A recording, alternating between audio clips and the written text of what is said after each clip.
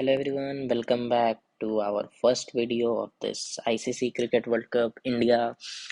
और बिना समय वेस्ट किए मैं तुरंत जाना चाहूँगा मैच पे। पहला मैच जो कि इंग्लैंड वर्सेस न्यूजीलैंड के बीच खेला जाएगा। बात करें एक्सपेक्टेड प्लेइंग 11 की, तो आप देख लो इंग्लैंड का प्लेइंग 11 में इन्होंने रॉय को ड्रॉप किया है, मलान और बेस्टो ओपन आएंगे, रूट एट 3। अभी देखो थोड़ा सा लेट अपलोड करने का एक फ़ायदा होता है कि टीम न्यूज़ थोड़ी बहुत मिल जाती है। तो स्टोक्स, जैसा कि आज कैप्टन्स मीटिंग था, बटलर ने बताया कि स्टोक्स को हल्का सा हिप निगल है तो कल खेल भी सकते हैं, और नहीं भी तो अगर स्टोक्स खेलते हैं तो ठीक है, वरना ब्रुक खेलेंगे। उसके बाद लियाम लिविंगस्टोन और जॉस बटलर है, Moeen Ali, Sam Curran, Adil Rashid, Mark Wood और विली टॉपली वोक्स में से कोई भी एक खेल जाएगा। वही बात करें हम न्यूजीलैंड की, तो कॉनवे और यंग ओपन करेंगे पहला मैच के लिए। जैसे मैंने यहाँ टीम न्यूज़ में लिखा है, विलियमसन रूल्ड आउट हो चुके हैं, फर्स्ट गेम में नहीं खेलेंगे। स्टोक्स को हिप निकल है और सऊदी रिकवर कर रहे हैं अपनी फिंगर इंजरी से। तो रचिन रविंद्र, हाँ जी मैंने आगे लिखा है, रीज़न है आगे बताऊंगा। Daryl Mitchell, Tom Latham, Glenn Phillips Chapman में से एक, वहीं जेमी नीशम, शैंटनर, ट्रेंट बोल्ट और सोडी सोडी हेनरी फर्गुसन, ये तीन में से कोई दो खेलेगा। और बात करें ये एल का मतलब यहाँ लेफ्ट हैंडर बैटर है, तो आप अगर देखो तो इंडिया यहाँ एक लेफ्ट हैंडर के लिए तरसती है, और वहीं अपोनेंट टीम आप देखो यहाँ पे एक दो तीन चार लेफ्ट हैंडर, यहाँ पे एक दो तीन चार पांच ऑलरेडी लेफ्ट हैंडर है, और अगर चैपमैन खेल जाते हैं तो छह लेफ्ट हैंडर्स रहेंगे। तो आपको अपोनेंट के ऑफ स्पिन को वॉच आउट करना है, जो कि होंगे इधर से मोइन अली। आगे चलते हैं, देखते हैं पिच रिपोर्ट। तो पिच रिपोर्ट हमें पता है, फर्स्ट मैच हो रहा है नरेंद्र मोदी स्टेडियम अहमदाबाद। और सबसे इंटरेस्टिंग बात कि इस वेन्यू पे आज तक सिर्फ तीन ही ओडीआई गेम्स हुए, क्योंकि अभी ये वेन्यू बने हुए 2 ही 3 साल हुआ है, ज़्यादा हुआ नहीं है। तीनों गेम लॉकडाउन समय हुए थे, इंडिया वर्सेस वेस्ट इंडीज़ की सीरीज थी। अब जरा स्कोर पे पैटर्न पे देखो, West Indies 176 all out, India 178 for 4। सुंदर ने 3 विकेट लिए, चहल ने 4 विकेट लिए, और जोसेफ के यहाँ 2 विकेट, रोहित शर्मा ने 60 रन बनाए। अब सेकंड मैच में देखो, यहाँ पे स्पिनर्स का बोलबाला रहा। सेकंड गेम्स में देखोगे तो इंडिया ने 237 करा, वेस्ट इंडीज 193 ही कर पाई। यहाँ देखो 2 विकेट जोसेफ, बल्कि अब चेंज आया यहाँ पे, पेसर्स ने 4 विकेट, प्रसिद्ध कृष्णा, ठाकुर ने 2 विकेट, 6 विकेट। फिर आप बात करो third game, India 265 all out and West Indies 169 all out. फिर आप देखो यहाँ अय्यर ने 80 रन किए, फिर पेसर को 4 विकेट होल्डर, यहाँ पे फिर पेसर को सिराज कृष्णा 3 विकेट। तो ऐसा चेंज क्यों? अब भाइयों एक इंटरेस्टिंग फैक्ट बताता हूँ, ये ना केवल केवल सबसे बड़ा स्टेडियम है की कैपेसिटी में। जनरली क्या होता है, दूसरे ग्राउंड्स में 3 से 4 मैक्सिमम प्लेइंग पिचेस होते हैं, जो पिच बनाई रहती है जहाँ मैच होती है। बट इस ग्राउंड में लगभग 6 से 7 पिचेस अलग अलग है, तो यानी ये चाहे तो हर एक गेम वर्ल्ड कप का अलग अलग पिच पे कराए। यहाँ पे रेड सॉइल की भी पिच है, ब्लैक सॉइल की भी पिच है। इतना डिटेल नहीं जाना है, बस आप ये समझो कि अगर रेड सॉइल हुआ तो पेसर्स को मदद मिलता है, ब्लैक सॉइल में हल्का स्पिन ज़्यादा को मदद मिलता है। ये जो मैंने, क्योंकि देखो भाई इंडिया के हर गेम मैं लाइव देखता हूँ, बॉल बाय बॉल देखता हूँ, तो ये सीरीज भी देखा था। मुझे याद है कि ये जो फर्स्ट वाला मैच था, ये डिफरेंट पिच था, और ये सेकंड थर्ड डिफरेंट था। यहाँ पे आपको पेसर्स को मदद मिल रहा था, वहीं यहाँ पे स्पिन को मिल रहा था। हमें कैसे पता चलेगा? टॉस टॉस के बाद पिच रिपोर्ट होगी। भगवान से यही दुआ करेंगे कि सही पिच रिपोर्ट आए। वहाँ पे अगर कुछ भी इन्फो मिलेगा मैं ज़रूर शेयर करूँगा। तो टॉस बहुत इंपॉर्टेंट रहेगा, मिस नहीं करना है। आईपीएल में हमने क्या होता है यहाँ देखा था, बहुत रन्स बने थे। बट एक चीज कुछ और नोटिस किया होगा बहुत लोग जो मेरे साथ आईपीएल खेले, सेकेंड इनिंग में आपको पता होगा स्विंग यहाँ पे मिलता है। समी ने बहुत विकेट्स लिए थे यहाँ स्विंग पे। तो अंडर लाइट्स का मतलब वही होता है, सेकेंड इनिंग्स में हो सकता है गेंद हरकत करे। बाउंड्री डायमेंशन जो है वो 70 मीटर होती है स्ट्रेट की। और एक और मिथ जो मैं क्लियर करना चाहूँ, अभी बहुत ये फैला हुआ था न्यूज़ कि आईसीसी ने ये क्राइटेरिया दिया, वो क्राइटेरिया दिया बाउंड्री का। तो भाई लोग कोई क्राइटेरिया वाइटेरिया नहीं है कि मिनिमम 60-70 मीटर होना चाहिए। मिनिमम जो बाउंड्री आप यहाँ देख लो, यहाँ पे है 59.43 मीटर्स, एंड मैक्सिमम जो है 82.29। यानी आप 60 मीटर से भी बाउंड्री स्टार्ट कर सकते हो। तो चिन्ना स्वामी, वानखड़े, ये सब पिच पे आप देख लेना, बहुत भर भर के रन बनेंगे, छोटा ग्राउंड है। और ये ऑफिशियल आईसीसी के रूल बुक वाला में, कोई चाहे तो देख लेना। अब देखो टीम एनालिसिस की बात करेंगे, अब आए है वीडियो लेके तो ऐसे नहीं भेजेंगे, दम पूरी मेहनत करके तगड़ा वाला करेंगे। न्यूजीलैंड की बात करें, इंग्लैंड की बात करें, अब यहाँ पे न्यूजीलैंड के आप देखो, स्टार्ट करते हैं, केन विलियमसन नहीं खेल रहे, टॉम लेथम को आप देखो, ये इंडिया में इनका रिकॉर्ड बहुत अच्छा है। क्यों? आप स्पिन के खिलाफ इनका एवरेज देखो, चाइनामैन के खिलाफ 49, वहीं यहाँ पे ऑर्थोडॉक्स के खिलाफ 50 अप्रॉक्स, लेग ब्रेक के खिलाफ 46 और राइट आर्म ऑफ ब्रेक के खिलाफ 63। आप देख लेना, आगे जाके मैं बताऊंगा। टॉम लेथम का इंडिया में बहुत अच्छा रिकॉर्ड है, रीजन यही है कि स्पिन बहुत अच्छा खेलते हैं।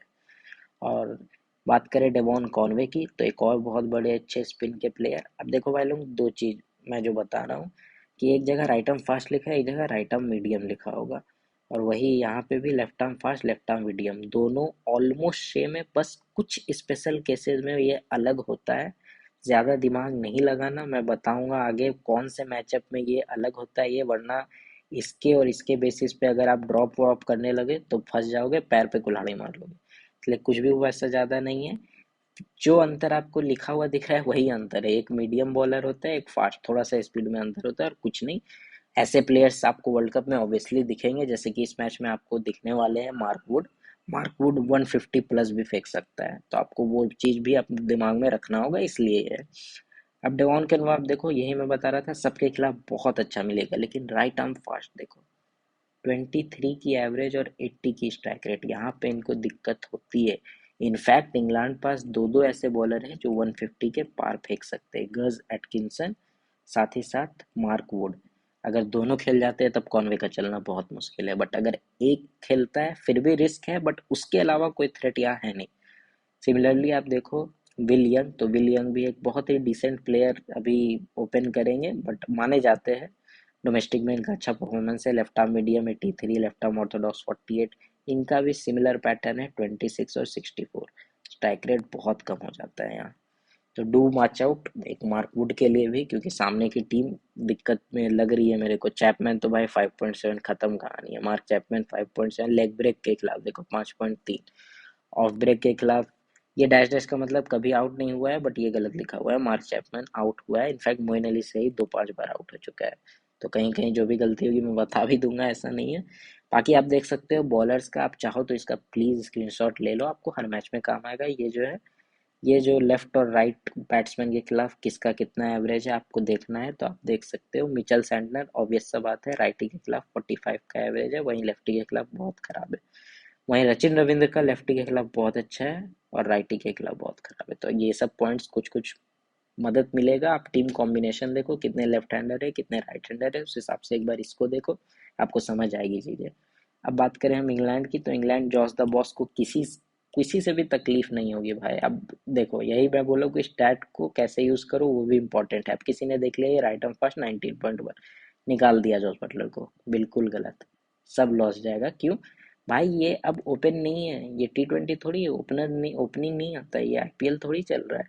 ये आता है पीछे 40 ओवर के बाद आता है, वहां पे अगर ये मारने में आउट भी हो गया इससे तो एवरेज तो गिरेगा ही, उससे लेना देना नहीं है। तो ये कैसे यूज करना है ये भी इम्पोर्टेंट है। फिर बात करें आप हैरी ब्रुक, तो हैरी ब्रुक बहुत कम मैचेस खेले, कोई भी अभी सैंपल साइज है नहीं।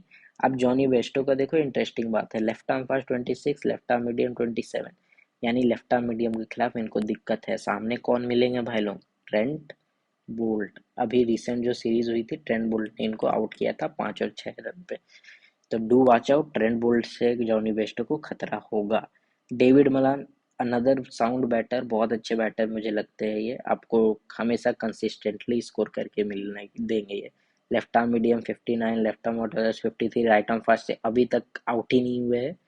राइट आर्म लेग ब्रेक 84, 46, 160, मतलब लाजवाब, एकदम एक नंबर प्लेयर है। एक मैच फेल हो सकता है, 2 मैच आप इसको बैक करो, आपको ये जरूर जितवाएगा।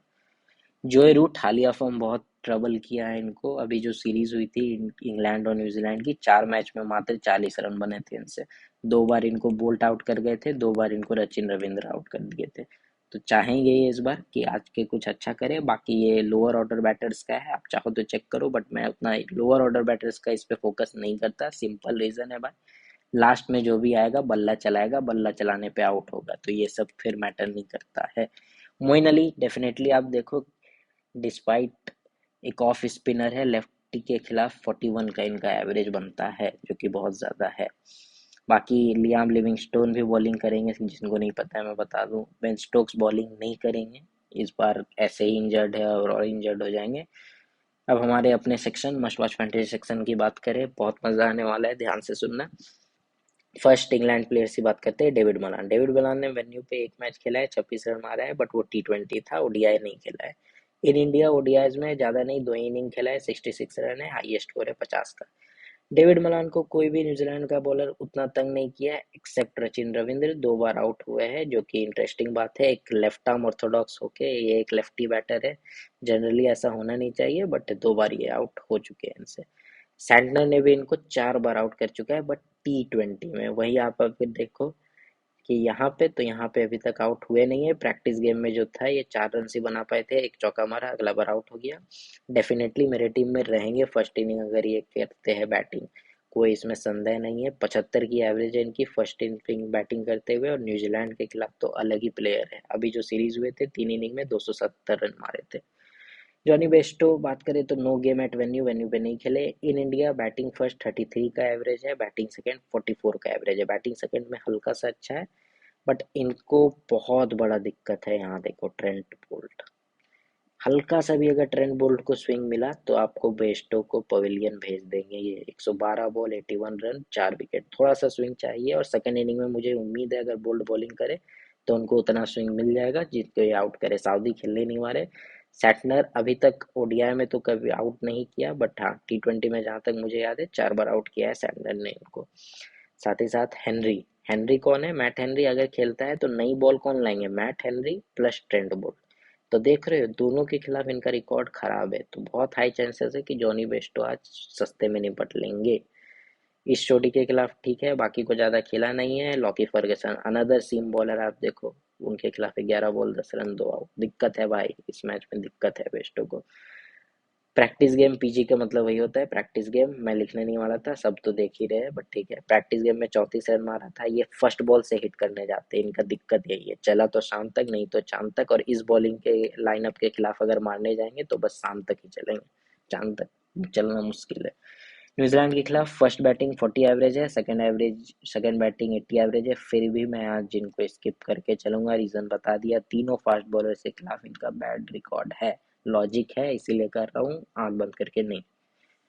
जॉय रूट वेन्यू पे नहीं खेला है, रिसेंट फॉर्म बहुत बड़ा कंसर्न है। जैसा कि मैंने कहा 29-4-0-6, ये 4 मैच न्यूजीलैंड के खिलाफ अभी ताजा ताजा होगा। सब बार बार कप्तान बना रहे थे, मैं भी बनाया था, 2 बार चूना लगा डाला। इन इंडिया बैट फर्स्ट 87 का एवरेज है, बैट सेकंड 40 का एवरेज है। तो इंडिया में तो बैटिंग करना इनको पसंद है मेरे भाई लोग। देखें अगर आप मैचअप की बात करें तो कोई खास मुझे मैचअप लगता नहीं है इनका, एक्सेप्ट ये वाला ट्रेंट बोल्ट। देख रहे हो बोल्ट कितने बोल्ट के झटके देता है सब प्लेयर को। और इस बार भी मैचअप एक्टिवेट हो सकता है, क्योंकि बेस्टो खराब करते हैं बोल्ट और हेनरी के खिलाफ। मान लो शुरुआत में विकेट गिर गया, बेस्टो चल गए जल्दी, क्रीज पे आ जाएंगे रूट, और अगर मान लो एक फर्स्ट ओवर में अगर वो आउट हुए तो रूट को भी फेस करना होगा नई ball of Trent Boult.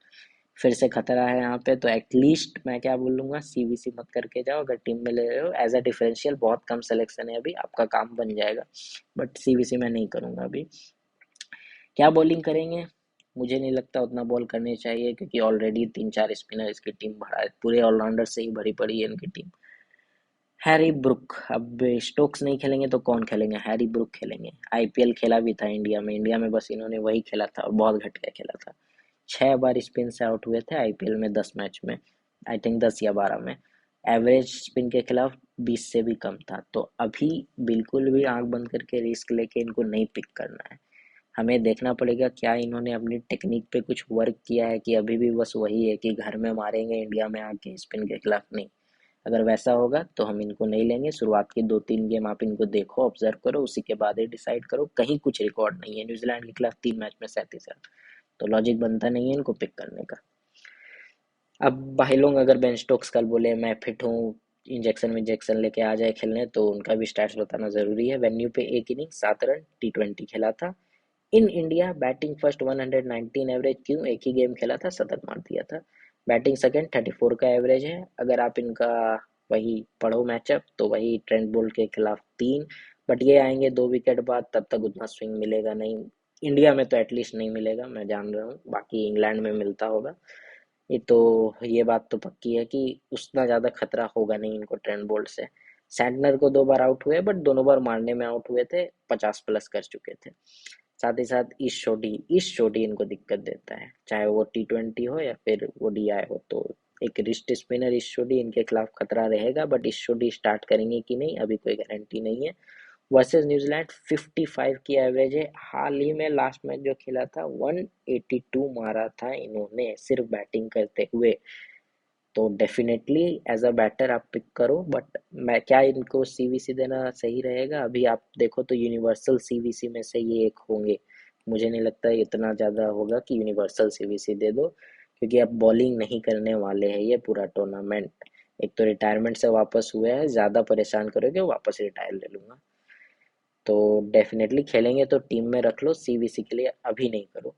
Buttler की बात करें तो वेन्यू पे 72 की एवरेज है, लेकिन वो T20 में 2 मैच खेला था, दोनों में 70 कुछ किया था।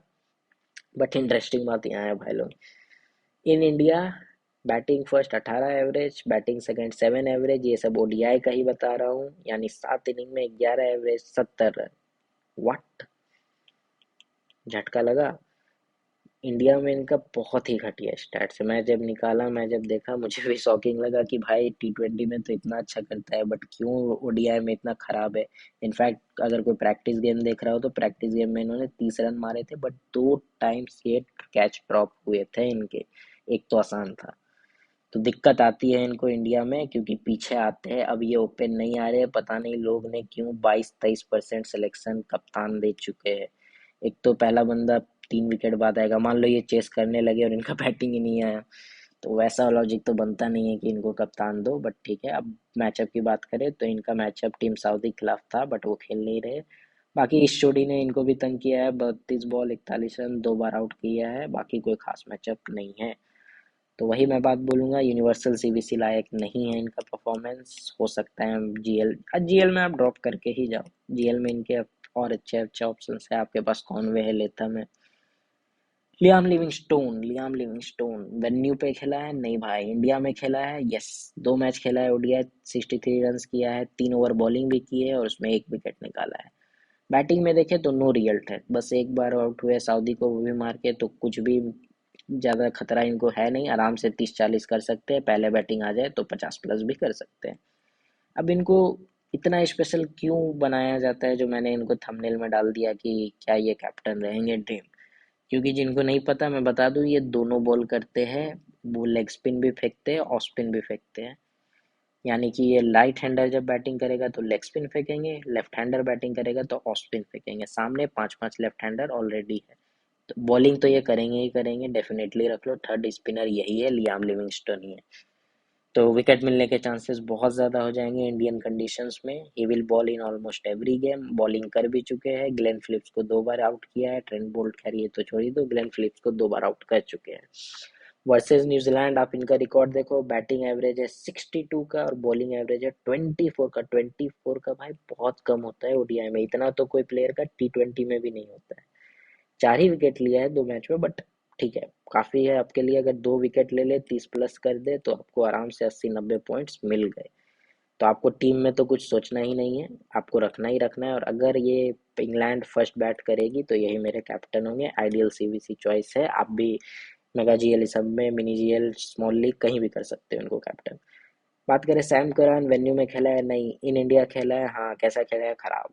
3 games 2 wickets only, 107 run. Obviously batting से एक बार 95 कर दिया था, मुझे लगता है पुणे के मैदान में 95 नॉट आउट। ऑलमोस्ट जिता दिया था, बट जीत नहीं पाए थे। आईपीएल में इनका परफॉर्मेंस देखें तो बहुत ही ऑर्डिनरी परफॉर्मेंस था। 14 मैच में सिर्फ और सिर्फ 10 विकेट और 48 की बॉलिंग एवरेज। बहुत मार खाते थे भाई, मैं कप्तान ढूंढता था और फालतू होता था इनका कप्तान देना, ना विकेट लेना ना बैटिंग से कुछ करना। तो एक बात अभी मान लो कि बॉलिंग कंडीशंस इंडिया वाली है, तो इनको वो पसंद नहीं है उतने ज़्यादा। बॉलिंग से एक आध मैच कर दे और नहीं करेंगे बॉलिंग से। बैटिंग इनकी आनी नहीं है, क्योंकि ऑलरेडी बैटिंग डेप्थ इंग्लैंड के पास बहुत है। 6 विकेट गिराने होंगे तब जाके इनकी बैटिंग आएगी, आएगी भी तो 2-4 ओवर आएगी। तो एक प्लेयर जो मुझे लग रहा है आज के लिए स्किप कर सकते हो वो यही है। आप अगर इनका देख लो, वर्सेस किसी बॉल बैट्समैन को ज़्यादा तंग भी नहीं कर रखा है, उतना गति भी नहीं है कि शुरुआत में इनको स्विंग मिले। इनसे ज़्यादा स्विंग तो रीश टोपली, डेविड विली पास है।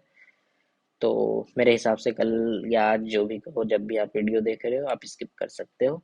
मोइन अली की बात करें तो वेन्यू पे 23 रन है, बट बॉलिंग नहीं किया था क्योंकि ये सीएसके के लिए T20 खेल रहे थे और सीएसके इनको बॉलिंग नहीं देती है। इन इंडिया 5 इनिंग में 144 रन है, सिर्फ और सिर्फ एक विकेट है 40 ओवर में।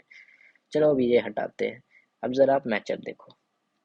मैचअप आप देखोगे तो आप पाओगे मोइन अली ने आउट किया है ईशोडी, ये क्या आउट किया है, एक चैपमैन वाला मैचअप आई थिंक यहाँ पे मिसिंग है। मार्क चैपमैन को इन्होंने 2 बार आउट कर रखा है 7-8 बॉलों पे, और 3 बार आउट कर रखा है T20 में भी। तो वो मार्क चैपमैन वाला इनको आउट है, और सामने आप कुछ भी मान लो, सामने 5 लेफ्ट हैंडर है तो आपको ये 10 ओवर करेंगे ही करेंगे, कोई इनमें दोहराई नहीं है कि ये कोई भी बैट्समैन लेफ्टी सेट हुआ ये एक तरफ से बॉल डालते जाएंगे, इनके साथ लिविंगस्टन आ जाएंगे, आदिल रशीद आ जाएंगे, लेकिन ये डालेंगे ही डालेंगे। इस स्टैट से ज़्यादा फूल होने की ज़रूरत नहीं है कि सिर्फ एक ही विकेट है इनका 40 ओवर में इंडिया में, क्योंकि इंडिया में वर्सेस इंडिया खेला था, इंडिया के पास लेफ्टी नहीं होता है। मैं बता दूं 70% to 80% बॉलिंग इन्होंने राइटी को किया है, तो ऑफ स्पिन राइटी को डालेगा तो लेस विकेट ही मिलेगा, ये नॉर्मल सा बात है। टुमारो ये बॉल करेंगे, कोटा है 4-5 लेफ्टी है। और अगर ये, सॉरी मैंने बैटिंग का देख दिया था, ये बॉलिंग का है इनका। हाँ यहाँ देखो, बॉलिंग का लेथम को 3 बार आउट कर रखा है, चैपमैन को 2 बार आउट कर रखा है, और 1 बार आउट कर रखा है सैंटनर को। तो यानी लेथम और चैपमैन दो अच्छे बल्लेबाज मिडिल ऑर्डर के परेशान कर रखा है, तो चांसेस है कल इनको 2 विकेट 1 विकेट जरूर मिलेगा। प्लस बैटिंग से फॉर्म में आ रहे हैं, आप किसी ने प्रैक्टिस गेम देखा होगा तो 56 रन किए थे, बहुत ही क्विकली मारा था। सामने कोई भी रेगुलर ऑफ स्पिनर नहीं है, ये एक लेफ्ट हैंडर है, और सामने कौन है अगर ऑफ स्पिनर खेले भी तो ग्लेन फिलिप्स। तो इनको परेशानी नहीं होने वाली है, अगर सैंटनर खेल ले, रचिन रविंद्रा खेल ले, दोनों खेल ले तो और इनको आसानी होगी बैटिंग में। क्यों? क्योंकि एक लेफ्ट हैंडर है और सामने दोनों लेफ्ट आर्म ऑर्थोडॉक्स है। ये सब कुछ लॉजिक्स है, जान लो कि लेफ्ट हैंडर को लेफ्ट आर्म बॉलर जब करता है तो आसान होता है, राइट हैंडर को जब राइट आर्म बॉलर करता है तो आसान होता है, यही बात है। मतलब स्कूल में नहीं सिखाते, बट ठीक है। और वर्सेस न्यूजीलैंड बैटिंग एवरेज है 16 की, बट बॉलिंग एवरेज इनकी भी 24 की, और इनके पास 13 विकेट्स है वर्सेस न्यूजीलैंड, तो हाई चांसेस कल इनको विकेट्स मिलने ही मिले हैं। डिफरेंशियल सीवीसी फॉर टुडे मतलब टुडे होंगे इस मैच के लिए। मेरे ख्याल से अगर इंग्लैंड बैटिंग करे पहले तो मेरे सीवीसी तय है सैम, यही मोइन अली और लिविंगस्टन। मार्क वुड बात करें, वेन्यू पे खेला है नहीं, इन इंडिया खेला है, यस 2 इनिंग खेला था, 2 ओडीआई खेला है, 5 विकेट निकाला है। अगर पिच में कुछ भी मदद होती है या रेड सॉइल पिच निकलती है तो सबसे डेडली बन जाएंगे मार्क वुड। अब देखें इनका, केन विलियमसन ने बहुत अच्छा इनको खेल रखा है, बाकी किसी को उतना ट्रबल है नहीं अभी तक। मेरे ख्याल से कॉनवे को बॉलिंग करा नहीं है इन्होंने। वर्सेस न्यूजीलैंड 9 इनिंग में 9 विकेट है, कुछ खास है नहीं। एक ही प्रैक्टिस गेम खेला था, 3 ओवर किए थे और 1 विकेट निकाला था। तो प्रोबेबली आफ्टर टॉस में डिसाइड करूंगा, बट मैं बता देता हूँ अगर वुड खेले तो कॉनवे पे खतरा होगा। आदिल रशीद वेन्यू पे खेले नहीं, इन इंडिया खेले, यस 4 मैच में सिर्फ और सिर्फ 3 विकेट है इनके पास। क्यों? क्योंकि और अब देखो यहाँ पे भी न्यूजीलैंड के बैट्समैन भी बहुत अच्छा खेलती है आदिल रशीद को। केन विलियमसन छोड़ ही दो, टॉम लेथम भी 59 रन 1 विकेट, सैंटनर आउट हुए हैं 3 बार, बाकी कोई भी कुछ खास मैचअप नहीं है। Versus New Zealand bowling first 6 inning में 6 विकेट है, वहीं बॉलिंग सेकंड इंटरेस्टिंग चीज है, 8 इनिंग में 12 विकेट है। तो मेरी टीम में रहेंगे, अगर बॉलिंग सेकंड करते हैं बॉलिंग फर्स्ट में ये ड्रॉप करूंगा मैंने। न्यूजीलैंड की तरफ अब आ जाते हैं। डेवॉन कॉनवे सबसे पहले, वेन्यू में 3 गेम्स है, सिर्फ और सिर्फ 49 रन है। लेकिन क्यों? क्योंकि तीनों T20 गेम था और मोहम्मद शमी ने इनको तंग किया था यहाँ। इन इंडिया 3 गेम है, 155 रन है, एक 138 तो एक ही मैच में था, यानी बाकी 2 मैच में सिर्फ 17 रन। डेवॉन कॉनवे, एटकिंसन, जैसा कि मैंने बोला इनको वुड ने 13 बॉल 23 रन, एक आउट किया है, बट ये T20 का है, ओडीआई का नहीं है। और एटकिंसन के ने इनको ओडीआई में किया है 14 बॉल 23 रन, एक आउट, तो डेफिनेटली दिक्कत होगी इनको। डेवॉन कॉनवे बाकी इस खिलाफ कोई दिक्कत नहीं होगी, इस कारण से मैं ड्रॉप करूं कि नहीं कंफ्यूजन हूं, क्योंकि मान लो अगर ये वुड ही सिर्फ खेलते हैं, अगर दोनों खेलेंगे वुड प्लस एटकिंसन तो ड्रॉप करूंगा। अगर सिर्फ वुड खेलते हैं तो शायद लेना पड़ जाए, क्योंकि अगर इनसे बच गई है तो फिर सबसे बच जाएंगे। Biggest threat will be Mark Wood, but other than no danger, so hard to miss. Practice game में पहला मैच 0, दूसरा match 78, retire hurt. Risky GL drop है ऑब्वियसली। विल यंग ओपन करेंगे इनके साथ, ना ही इंडिया पे खेला है ना ही वेन्यू पे खेला है, कुछ खास मैचअप भी नहीं है, तो क्या करे क्या नहीं मेरे ख्याल से वो टॉस के बाद देखेंगे। वर्सेस इंग्लैंड कुछ खास किया नहीं है, 4 मैच खेला है, 96 रन से 24 का एवरेज है। करियर का इनका एवरेज है 43 का, ठीक ठाक प्लेयर है। प्रैक्टिस गेम में 12 रन किया था। सचिन रविंद्र, अब 3 नंबर पे क्यों लिखा है, क्योंकि प्रैक्टिस गेम में ये ओपन आए थे वर्सेस पाकिस्तान, और ओपनिंग में इन्होंने शानदार 97 रन मारे थे, बहुत अच्छी पारी थी। तो अगर केन विलियमसन नहीं खेलते तो नंबर 3 का स्पॉट खाली होता है, तो नंबर 3 का स्पॉट के लिए न्यूजीलैंड हो सकता है इनको भेज दे, और अगर इनको ये भेज देंगे तो बहुत अच्छे पिक होंगे। क्यों, क्योंकि बैटिंग से भी पॉइंट्स देंगे, और ऑब्वियसली 5-6 ओवर तो बॉलिंग जरूर ही करेंगे। बैटिंग से देखो तो कुछ खास इनका मैचअप बना नहीं है, क्योंकि खेले नहीं उतना। बॉलिंग में डेविड मलान को 2 बार आउट कर रखा है, ब्रुक को 1 बार आउट कर रखा है, स्टोक्स को 1 बार आउट कर रखा है, वहीं जोई रूट को इंटरेस्टिंगली 24 बॉल पे 2 बार आउट कर रखा है। तो अगर आपको ये बैटिंग ऑर्डर टॉस के बाद पता चल ही जाएगा, अगर ये 3 नंबर या ओपन करते हुए दिखते हैं तो डेफिनेटली आपको टीम में रखना ही रखना है as a differential. Daryl Mitchell की बात करें तो वेन्यू पे एक इनिंग है, 35 रन है टी20 में। इन इंडिया 3 इनिंग 34 रन, 11 की एवरेज, कर्टसी कुलदीप यादव। कुलदीप यादव ने इनको बहुत तंग किया था इंडिया वर्सेस न्यूजीलैंड सीरीज में। वर्सेस राशिद खान, सॉरी आदिल रशीद, एक बार भी आउट नहीं हुए, बहुत धोते हैं। मुझे तो याद है आदिल रशीद को कवर के ऊपर जो छक्का मारा था, बहुत अच्छा शॉट था। 20 बॉल 46 रन, 0 आउट। वुड के खिलाफ भी 0 आउट, अली के खिलाफ 1 आउट है, लिविंगस्टन के खिलाफ 0, टोपली के अगेंस्ट 0, 0, 0, बाकी किसी ने कोई ट्रबल नहीं दिया है। पूरा कोटा बॉलिंग नहीं करेंगे, क्योंकि same type of player James Neesham भी इनके टीम में है, तो ऑब्वियसली 2, 4, 5 ओवर करेंगे, उससे ज़्यादा नहीं करेंगे। एक बार बटलर को आउट कर रखा है बॉलिंग से, और कुछ नहीं, बट मेरी टीम में रहेंगे खेलेंगे तो ऑब्वियसली ड्यू टू बैटिंग कहीं कोई दिक्कत है नहीं। टॉम लेथम वेन्यू पे खेला है नहीं, इन इंडिया खेला है, जैसा कि मैंने बताया था वहाँ 52 का एवरेज है इनका इंडिया में। रीज़न सिंपल है भाई, स्पिन बहुत अच्छा खेलते हैं और मिडिल ऑर्डर बैट्समैन है। अगर इंडिया में मिडिल ऑर्डर बैट्समैन है, स्पिन अच्छा खेलते हो, तो और क्या चाहिए ज़िंदगी में। टॉम लेथम वर्सेस एट के मैचअप देखें तो क्रिस वोक्स के खिलाफ 2 बार आउट हुए हैं, और साथ ही साथ मोइन अली जैसा कि एक मैचअप है, तो मोइन अली इनके लिए थ्रेड बनते हैं, एक रेड फ्लैग है मोइन अली इनके लिए। प्रैक्टिस गेम खेला था, दोनों खेला था, 18 मारा था, 52 किया था। कीपिंग भी यही करेंगे, डेवॉन कॉनवे नहीं करेंगे कीपिंग, यही कप्तान है कल के न्यूजीलैंड के, यही कीपिंग करेंगे, बैटिंग करेंगे, सब करेंगे। इंग्लैंड के खिलाफ बैटिंग फर्स्ट 26 एवरेज है, बैटिंग सेकंड 34 एवरेज है। मेरे ख्याल से ट्राइबल है ऑप्शन, बैटिंग फर्स्ट में ही, बैटिंग सेकंड में हो सकता है ये मोइन अली लिविंगस्टन दोनों तरफ से ऑफ स्पिन आए तो अपना विकेट दे बैठे। ग्लेन फिलिप्स खेलेंगे तो बहुत अच्छा है। वेन्यू 1 इनिंग 2 रन टी20 खेला था। इन इंडिया 3 इनिंग में सिर्फ 52 रन है, 17 की एवरेज है। एक भी ओवर बॉलिंग नहीं मिला था, बट प्रैक्टिस गेम में इनको बहुत बॉलिंग मिला था भाई लोग। ये एक चीज इंटरेस्टिंग है कि प्रैक्टिस गेम में ये बार बार 7 ओवर भी फेंका, 6 ओवर भी फेंका, दोनों प्रैक्टिस गेम में। बट वही बात है, एक पार्ट टाइमर तो पार्ट टाइमर ही हो गए, तो ना ही यहाँ विकेट मिला ना ही यहाँ विकेट मिला, विकेट तो कहीं नहीं मिला। तो रन से एक बार 43 रन मारा, एक बार 3 रन मारा। मेरे ख्याल से चैपमैन की जगह यही खेलेंगे, क्योंकि थोड़ा बॉलिंग भी करते हैं, ऑफ स्पिनर एक भी नहीं है न्यूजीलैंड के पास। मैचअप देखे तो लिविंगस्टन को खिलाफ 2 बार आउट हो चुके हैं, टोपली के खिलाफ एक। वहीं अगर ये बॉलिंग से देखे तो किन्हीं को आउट नहीं किया accept Buttler. James Neesham venue पे खेला है नहीं, इंडिया पे खेला है यस। बैटिंग एवरेज है 19, बॉलिंग एवरेज है 42। तो ऐसे टाइप के प्लेयर्स, वही बात है, लास्ट 3-4 ओवर में आएंगे, बल्ला चलाएंगे, लग गई तो ठीक है वरना ठीक है। और बॉलिंग में भी विकेट टेकर तो नहीं कहूंगा, बट वर्सेस इंग्लैंड 3 इनिंग में 5 विकेट है इनका, और बैटिंग एवरेज वही 18 का है। तो क्या करेंगे क्या नहीं करेंगे वो कम्प्लीटली पिच पे, अगर पिच पे मुझे दिखा कि पेसर्स को कुछ नहीं है तो मैं नहीं लूंगा भाई, बैटिंग से कुछ खास करने वाले नहीं है ऐसे। मतलब ये सब प्लेयर 10 में से 1 मैच आपको जीएल जरूर जितवा देंगे, बट ऐसे 9 मैच आपको एसएल जिता ही ऐसा पॉसिबल नहीं है।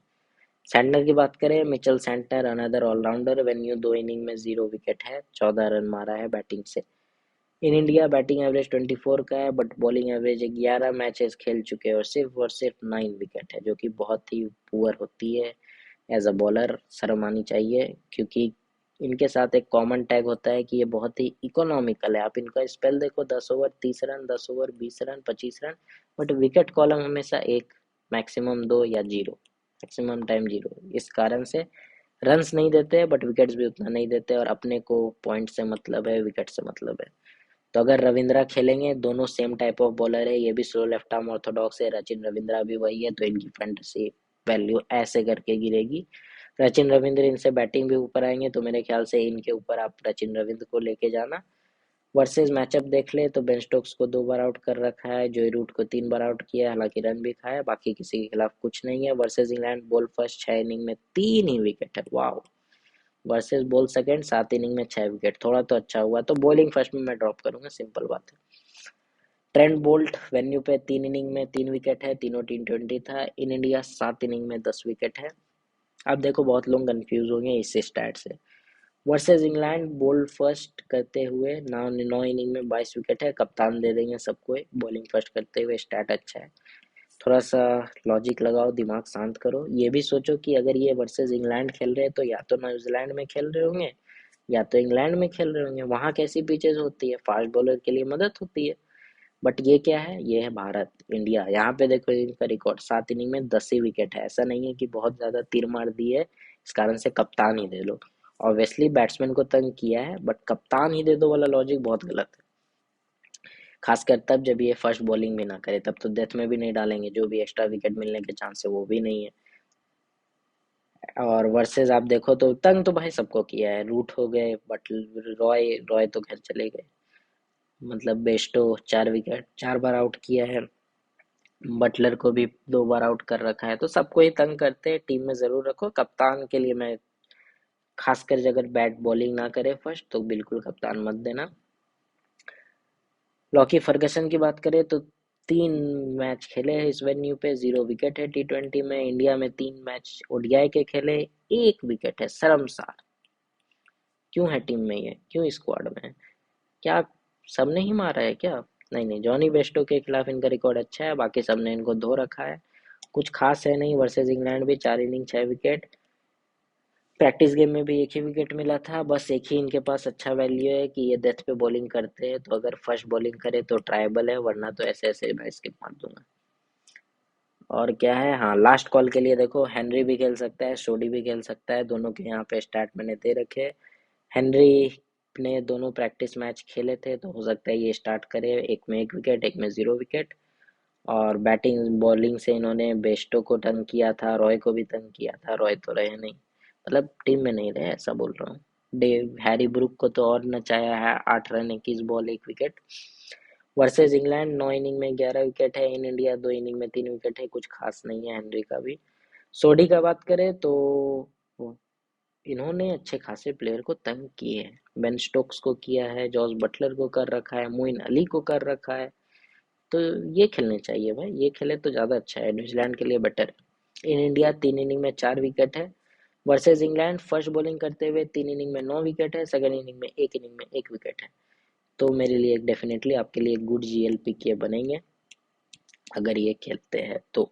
एसएल में क्यों नहीं रख पाऊंगा, क्योंकि कितने को रखोगे, यही दिक्कत है। अब टीम की बात करते हैं, डायरेक्ट टीम अभी के लिए फिलहाल ये बनी है, ऑब्वियसली ये चेंजेस होंगे टॉस के बाद। फिलहाल कीपिंग सेक्शन से मैंने जॉस बटलर को रखा है, मैंने बेस्टो को भी नहीं रखा क्योंकि रिकॉर्ड खराब है against Trent Boult and Matt Henry. Demon Conway को मैं बस वही एक वुड वाले, बट मैं ले लूंगा लास्ट में मुझे लग रहा है, क्योंकि एटकिंसन खेलेंगे नहीं। डैरिल मिचेल, डेविड मिलान, जेविड जोई रूट और ग्लेन फिलिप्स, चारों भी फिलहाल मेरे टीम में है। ग्लेन फिलिप्स अगर नहीं खेले तो ऑब्वियसली ग्लेन फिलिप्स की जगह कॉनवे आ जाएंगे। ऑलराउंडर सेक्शन से मैंने सैम करन छोड़ सबको रखा है, सेंटनर बॉलिंग फर्स्ट करते हुए जैसे मैंने बताया ड्रॉप कर दूंगा, बाकी 4 मेरे लिए फिक्स है अगर खेलेंगे। बाकी बॉलिंग से ट्रेंट बोल्ट है, और जो ट्रायबल ऑप्शंस है वो है ईश मार्कवुड, बाकी किसी की गारंटी नहीं है कौन खेलता है कौन नहीं, ये तो टॉस के बाद ही पता चलेगा। फिलहाल के लिए CVC के लिए मेरे पास सिंपल सॉल्यूशन है कि लिविंगस्टन है और मोइन अली है मेरे CVC, और कोई होंगे तो रचिन रविंद्र अगर ओपनिंग आ जाएंगे तो हो सकते हैं। बाकी टॉस के बाद फाइनल कॉल सब पे लिया जाएगा, ये फाइनल टीम नहीं है, ज़रूर से ज़रूर हमारा टेलीग्राम चैनल ज्वाइन कर लेना भाई लोग। कल से मैच है, उम्मीद करते हैं अच्छा जाएंगे। थैंक्स फॉर योर टाइम, और टेलीग्राम ज्वाइन कर लेना, अच्छा लगा तो लाइक कर देना, sorry for late video, and obviously मैं भूलूंगा नहीं, गिव अवे भी है, तो गिव अवे में बता दो आप जॉस बटलर कितने पॉइंट्स देंगे इस गेम में, बस सिंपल सा है, उनका फैंटेसी पॉइंट्स बता दो कितने देंगे, ऐसे रेंज में रखना 50 to 55, 5 का रेंज में जो भी क्लोजेस्ट होगा जल्दी होगा वो जीत जाएगा। Thank you.